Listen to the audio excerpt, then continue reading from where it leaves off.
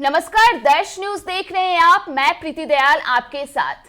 2024 में लोकसभा चुनाव होने वाला है। आपको बता दें कि बस कुछ ही चंद महीने बाकी रह गए हैं लोकसभा चुनाव में, लेकिन इससे पहले जो ईडी की कार्रवाई है वो तूल पकड़ ली है। बिहार हो, झारखंड हो या फिर दिल्ली ही क्यों ना हो, हर तरफ जो ईडी है उसका एक्शन देखने के लिए मिल रहा है। पिछले दिनों बात करें बिहार की तो लालू यादव और तेजस्वी यादव से घंटों ईडी दफ्तर में पूछताछ की गई। वहीं मूव ऑन करें झारखंड में तो झारखंड में तो खैर जो हो रहा है वो सब जग जाहिर है। जैसा कि आप देख सकते हैं कि मुख्यमंत्री हेमंत सोरेन को अपने पद से इस्तीफा देना पड़ा। तो वहीं इन तमाम गतिविधियों को देखते हुए अब ऐसा भी कहा जा रहा है कि दिल्ली में अब अरविंद केजरीवाल पर भी शिकंजा कसा जा सकता है। तो इन सारी बातों को लेकर के हमारे साथ चर्चा करने के लिए मौजूद है हमारी संवाददाता दक्षा प्रिया। तो दक्षा, जिस तरह से बिहार, झारखंड और दिल्ली में ईडी की कार्रवाई देखी जा रही है, तो आखिर ये किस ओर इशारा कर रही है, क्या लगता है? देखिए, सबसे बड़ी चीज है कि लोकसभा चुनाव, जैसा कि आपने बताया, 2024 में कुछ ही अब महीने बाकी रह गए हैं। इससे पहले लगातार ईडी की कार्रवाई देखी जा रही है। आप देखेंगे, पहले बिहार की बात कर लेते हैं।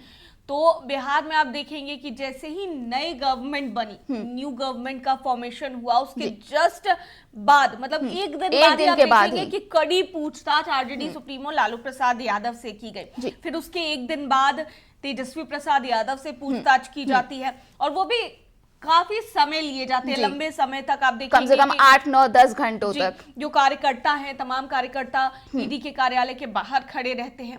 इसके बाद अगर बात करें हेमंत सोरेन के प्रकरण की, तो हेमंत सोरेन के साथ तो मतलब लगातार ईडी का समन जा रहा था, और कुछ न कुछ चीजों का हवाला देते हुए वो उसको नजरअंदाज करते हुए नजर आ रहे थे।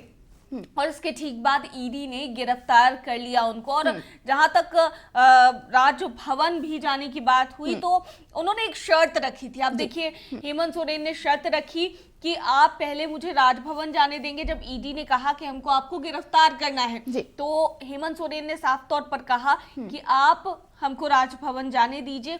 वो वहां से जो है इस्तीफा देंगे। इस्तीफा देने के बाद जितने भी विधायक हैं उनका समर्थन जो है वो लेंगे, और जिसके बाद अब देखिए चंपई सोरेन जल्द ही मुख्यमंत्री, दावा किया जा रहा है कि वो जल्द ही सरकार बनाने वाले हैं। वहां पर भी डर है कि बिहार जैसा खेला कहीं झारखंड में भी ना हो जाए। अब देखेंगे कि पिछले दिनों हाई सिक्योरिटी के साथ एक बस में ले जाकर के उन्हें बाहर ले जाया गया, तमाम जितने भी जेएमएम के विधायक हैं। तो ये डर साफ तौर से लोगों में बना हुआ है कि कहीं जो जेएमएम के विधायक हैं वो टूट कर कहीं और तो नहीं जा सकते, या भारतीय जनता पार्टी का हिस्सा नहीं बन सकते, या भारतीय जनता पार्टी झारखंड में भी खेल नहीं कर सकती है।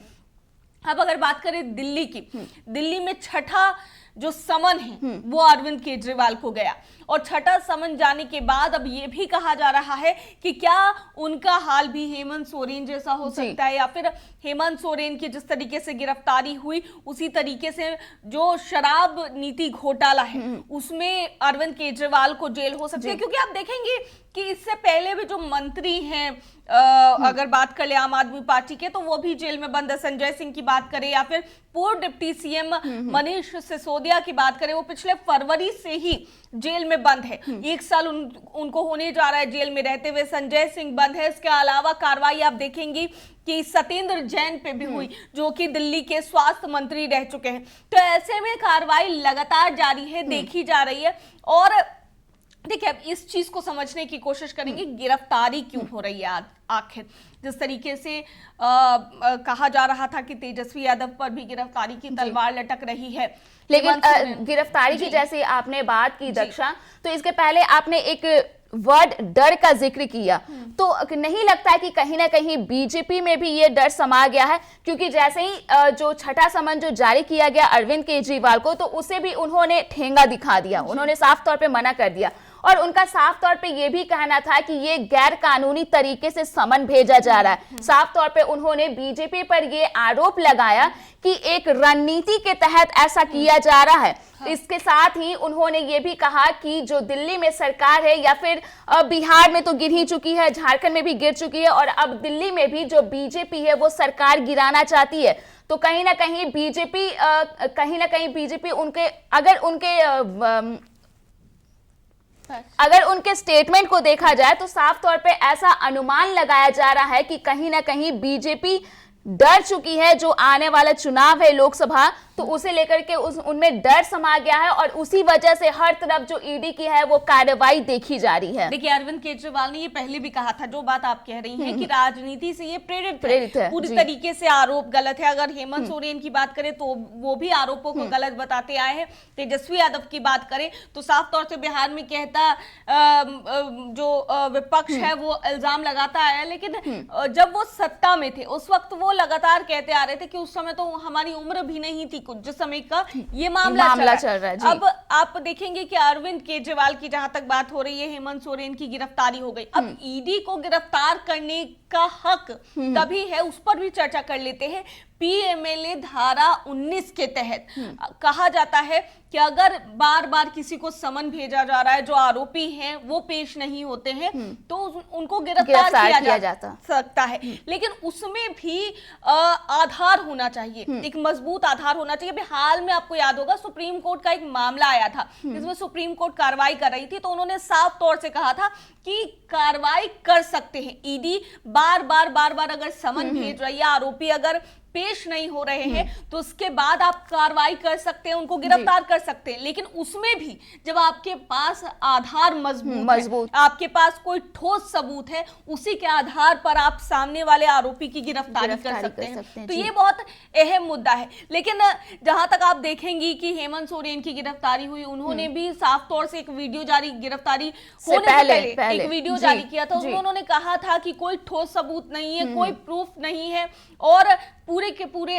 आरोप जो उनके ऊपर लग रहे हैं वो बेबुनियाद है। यहाँ अगर दिल्ली की बात करें तो अरविंद केजरीवाल भी कहते नजर आए हैं, वो तो शुरू से ही कह रहे कि ये तो गैर कानूनी है, राजनीति से प्रेरित है। इसके अलावा तेजस्वी यादव की भी बात करें तो तेजस्वी यादव भी यही कहते आए हैं कि सच को आंच कैसा। तो ऐसे में लगातार कार्रवाई जो है वो साफ तौर से देखी जा रही है और इसको लेकर के कहा भी जा रहा है कि राजनीति से प्रेरित होकर के या फिर डर सता रहा है जिस तरीके से महागठबंधन के। अब देखेंगे कि कार्रवाई, हमने पिछले दिनों ये बात मीसा भारती से भी पूछी थी कि महागठबंधन के तमाम जितने भी नेता हैं उन पे ही कार्रवाई क्यों आखिर देखी जा रही है। तो उन लोगों ने भी साफ तौर से आरजेडी के जितने नेता हैं उन्होंने कहा था कि जो भी भारतीय जनता पार्टी के साथ जाता है या फिर भारतीय जनता पार्टी का हिस्सा होता है वो तो वॉशिंग पाउडर से धुल जाता है जी। उनके सारे इल्जाम धुल जाते हैं जी।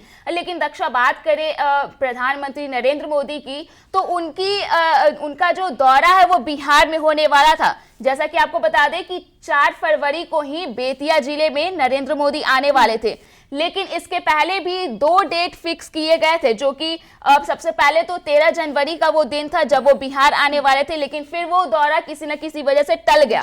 इसके बाद 27 जनवरी को भी डेट दिया गया कि वो इस दिन भी बिहार आने वाले हैं, लेकिन इस दिन भी वो बिहार नहीं आए, फिर से उनका दौरा टल गया।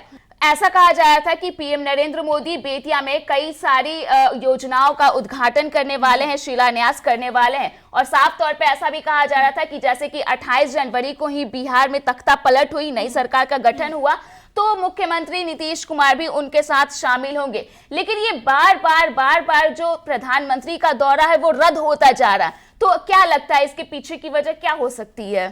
देखिए, कारण कई सारे हो सकते हैं, बहुत सारे सुरक्षा कारण भी हो सकते हैं, या फिर आप देखेंगे कि बहुत तरह के वो देश के प्रधानमंत्री हैं और देश के प्रधानमंत्री को कई तरह की जो उनके आयोजन होते हैं उसको पहले देखना होता है और ऐसे में बहुत तरह के काम है। अभी देखेंगे, अभी संसद चल रहा है, संसद का बजट सत्र भी चल रहा है, तो ये भी एक कारण हो सकता है कि प्रधानमंत्री नरेंद्र मोदी का जो बिहार दौरा है वो लगातार डिले किया जा रहा है। इसके अलावा आप देखेंगे कि राजनीतिक जो घटनाक्रम लगातार बिहार हो, झारखंड हो, इसमें जारी है, तो ऐसे में बहुत तरह की चीजें होती है, क्योंकि विधायकों के टूटने का डर झारखंड में सता रहा था। यहाँ आप देखेंगे बिहार में अब तक फ्लोर टेस्ट हुआ नहीं है। 10 तारीख को फ्लोर टेस्ट होने वाला है। मंत्रिमंडल का भी विस्तार अब तक नहीं हो पाया। वो लोग भी सोच रहे हैं कि एक बार मंत्रिमंडल का विस्तार हो जाए, फ्लोर टेस्ट हो जाए, बहुमत एक बार हासिल हो जाए, तो उसके बाद प्रधानमंत्री दौरा करेंगे। और देखिए अब बार बार जो दौरा, जितने भी तमाम भारतीय जनता पार्टी के जो बड़े नेता हैं केंद्र के, वो बिहार आते हैं, तो इसका मतलब क्या समझती हैं आप?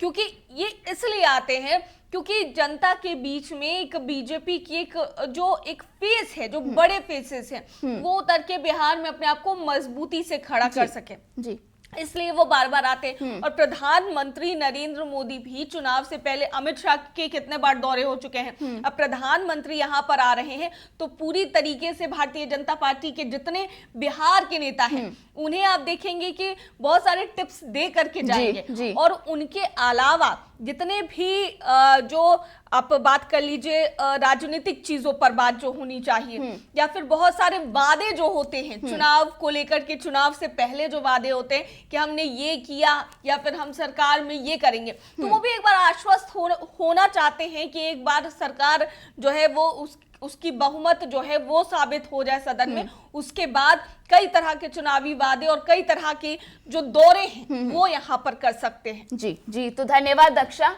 तो दर्शकों, आपको बता दूं कि ईडी की कार्रवाई लगातार पूरे देश भर में जारी है। देखा जाए तो सबसे पहले तो बिहार में एक्शन हो चुका है, वहीं दूसरी तरफ झारखंड में भी सीएम हेमंत सोरेन को गिरफ्तार किया जा चुका है। तो वहीं अब अरविंद केजरीवाल की बारी है। ऐसी चर्चाएं बाजार में खूब जोरों पर हो रही है। आपको बता दें कि एक बार फिर से केजरीवाल ने ईडी के समन को ठुकरा दिया है और साफ तौर पे बीजेपी पर यह आरोप लगाया है कि ये गैर कानूनी है और राजनीतिक मंशे से ऐसा किया जा रहा है। इसके साथ भी ऐसा कहा जा रहा था कि अरविंद केजरीवाल का ये बयान सामने आया है कि अगर ये समन सही होता, अगर सही मायने में किसी आरोप को लेकर के अगर ये समन जारी किया जाता तो वो जरूर ईडी के सामने पेश होते, लेकिन ऐसा नहीं है, बल्कि इसमें कहीं ना कहीं बीजेपी की राजनीति है।